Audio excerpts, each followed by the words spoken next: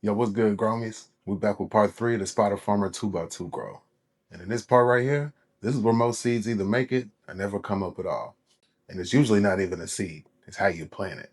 In the last part, we got our soil prepped and we started our seed germination.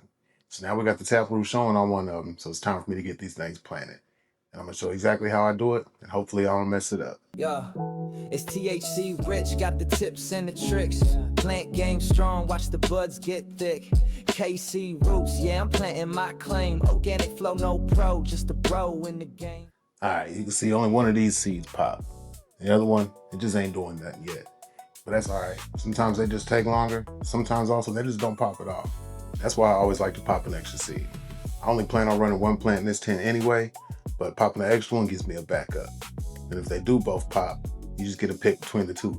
So I'm just gonna go ahead and plant both of them. I still think the one that ain't popped yet still got a chance. I don't want to give up on it yet. So for the soil I like to use for my seedlings, I like using BuildASoil light recipe for this stage. It's not as nutrient heavy as the 3.0, and it's a lot gentler on young plants. Gives you less chance of burning your seedlings, which is a big mistake a lot of beginners make. This is an old bag of soil I had sitting around, so it's dried out a little bit, but that's all good. I can just bring it back to life with some root-wise microbe complete. And this part's important. You don't want to put your seedlings into some dry soil, so don't skip this.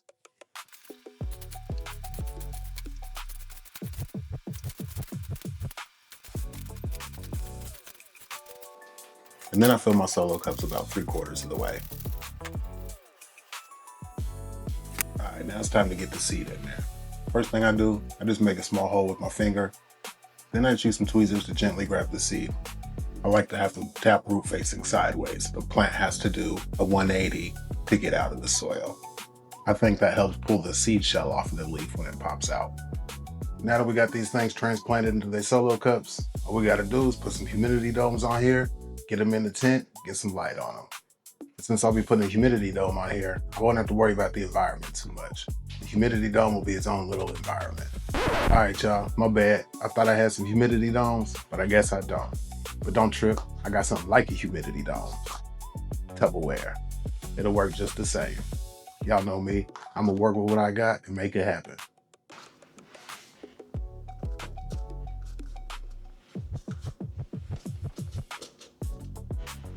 At this stage, I like to keep my light on 24 hours until the seed pops out of the soil. I also keep it low, only around 150 ppfd, nothing crazy. Real quick before I get out of here, y'all. Last episode, I completely spaced out and I forgot to put the red wigglers in the soil. So I added about 20 red wigglers off camera. My bad I didn't get to show y'all, but definitely put some worms in your soil. That's it for this part, y'all. Next time I check back in with y'all, these girls will be popped out the soil, and I'll show you how I get my environment dialed in for the next stage. Till then, smoke good, do better. Peace.